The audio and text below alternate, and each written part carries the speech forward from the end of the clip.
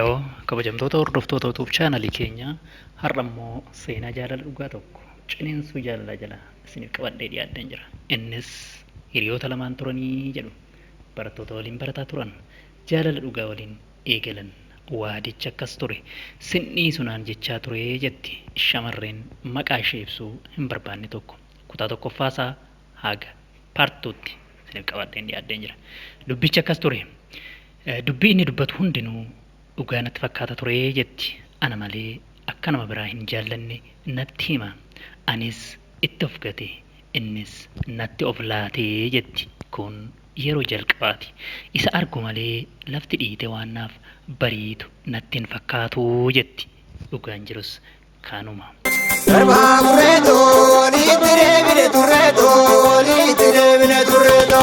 Dhugaadha haalan keessa jiru. Nama jaalala dhugaan qabamee beeku qofatu beeka. Dhugaan jirus gubataa marqaa hubataatu argaa jedha Oromoon. Hagam jaalalli dhugaa akka ulfaatu nama jaalala dhugaan qabamee qofatu beeka. Sossobbii meeqaan booda ulfina kiyya narraa mulqee jetti. Anis erga inni ulfina kiyya narraa fudhatee jaalalli nan isaaf qabu dachaa dabalee jetti.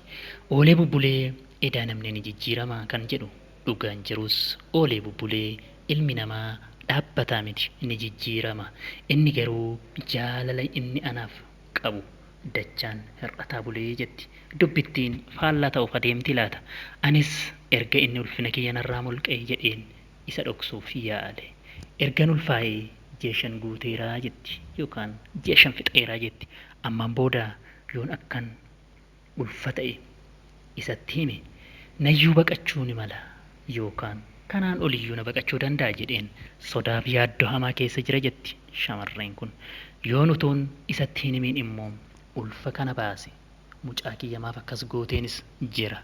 Kanaaf maal laa wayyaa malan dhabe garamitti murteessu sodaadheen waliin rakkataa jiraa jetti.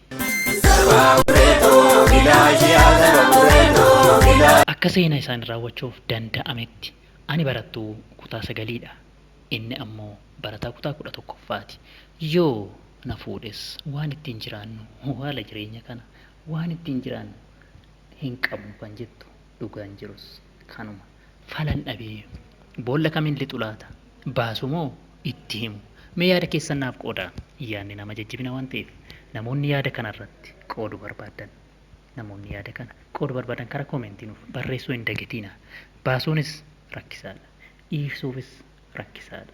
Yaaddoo hedduu keessa waan jirtuuf barattuun kun sadarkaa kanatti barnootarra jirti jedhee maatii waan eeguuf falli ishee maalii jettu koomentii godhaa. Gorsa namaa dhaga'uun yeroo tokko tokko gaariidhas yeroo tokko tokko badaadhas. Gorsa namoota hedduurra dhaabadhee yaada namoota tokko tokko nama baasa jedheen amane. Namoonni baay'een itti himinaan jedhan turan. Ani itti himuuf malan dhabe. Keessa koo utuman na diduun hiriyaa isaa tokkotu dubbii kana himee jetti. Innis dhageetuma ispoonjii bishaan seente ta'e dhageetuma cal jedhe fakkaata. Dubbii kana akkuma naman dhageenye irra taruu fakkaate. Anis maaltu afaan koo keessa naqcaniine jedheen itti himuu kootti gaabbin waxalamee jetti. Guyyaa gaafaa hiriyaa isaaf yaada kana itti himee kaasee bilbilli isaa hin hojjetu. Irra deddeebi'ee yaalus waamicha hin fudhatu naan jedha. Guyyaa sadaffaa irra deddeebi'ee bilbilaan ture garuu argachuu hin dandeenye jetti. Guyyaa arfaffaa irratti bilbila nama biraatiin bilbilee akka wal arginu na beellame. Anis beellama isaa kana bakka inni naan jedhetti durseen argame. Yoon bakka sana inni na beellame san ga'u inni bakka sana jira. Achi dursee dhufeeraa jechuudha. Waan utaalee na hammatu hin ta'e kokkolfaan itti fiige. Dubbiin garuu faallaadha. Soota jedhee haasawuu waan jaallatuuf anis waan inni naan jedhu dhaga'uufan sardabe ariifadhe. Innis akka bilbilli isaa torbee kana hin hojjenne naaf qoode. Sababa isaa yoon gaafadhus akka gurgure natti hime. Maaf akka gurgurte yoon gaafadhu calliseetumanii naan jedhe. Bilbila gurguruun maaliif jedhee yoon gaafadhu yaadni inni naaf deebisu garuu calliseetuman kan jedhu deebii gabaabaa ture. Erga xiqqoo waliin teenyee booda waan hin dhagee kun dhugumaayi jedhee na gaafate. Anis akka dhugaa ta'e qoodeef. Innis siluma ija keessaa nama ilaalaa waan hin haasofneef cal jedhee lafa al takka gorora gurij godhee liqimse. Anillee kaayyoon waamicha kootii waanan sitti aareef naan jedhe. Anis maal natti aartee ittiin jedhe. Waan ta'e kana afaan kee irraa dhaga'u qaban ture naan jedhe. Anis akka ati nama biraa irraa dhageessu hin feenen ture.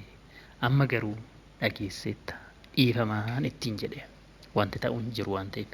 Innis al tokko ija kiyya keessa ilaalee ija kiyya keessa imimmaan yaa'u arge. Ofitti na qabee maddi kiyya keessa na dhungate. Anillee na dhungatee gororicha narraa xarage. Anillee kaayyoon waamicha kootii waanan sitti aareef nan jedhe. Natti tole gaafan na dhungatu hedduu natti tolee jetti. Dhungoo araaraati natti fakkaata. Qoma isaatti na qabatee ilaamee naan jedhe. Okkoo ittiin jedhe. Akkan baay'ee na jaallatuuf ammas irra deebi'ee naaf qoode. Anis akkan isa baay'ee jaalladhuun itti hime jetti. Innis yoo baay'ee na jaallatta ta'e qorumsa kana keessa na dabarsii naan jedhe. Maali laata deebiin isaa? Akkamittiin sirraa dabarsa jedheen gaafadhe. Innis harka isaa giippii keessa kaa'ee waan waraqaan haguugame tokko ol baase. Yoon harkaa fuudhee banu waanan argee amanuuf natti ulfaate. Suuta natti hiikuu jalqabe. Kan duraan miira sodaa naaf hin qabne qaamni isaa kirkiruu jalqabe. Akka waan na ajjeesuu dhufe natti fakkaate. Iyyuuf maqaa maatiin sodaadhe. Callisuuf wanti ittiin lubbuun sila maqaan koo cabee kanarra maalin ta'a jedheen iyya keessaa fuudhee kutee darbadhee jetti. Akka hin iyyineef afaan kiyya na qabe. Utuu lachuun keenya wal'aansoo wal qabnu namoonni 9 iyya kiyya dhaga'anii na dhaqqaban battalumatti poolisiin dhufee jetti.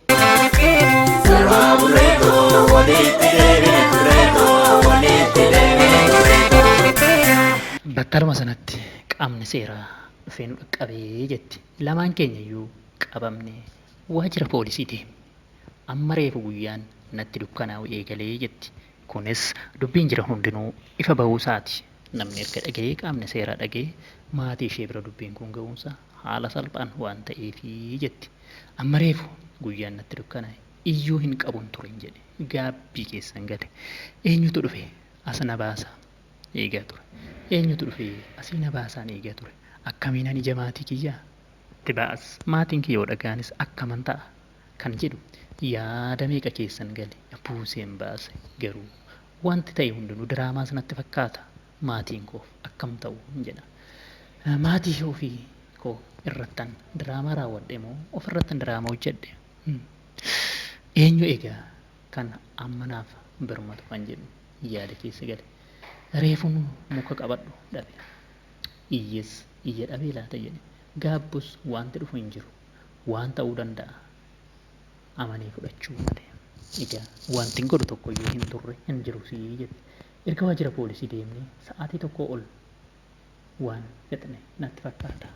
Ta'us hanga ammaatti namni dhufe na hubate hin jiru jetti. Eenyutu beekas bakka hin jiru jetti.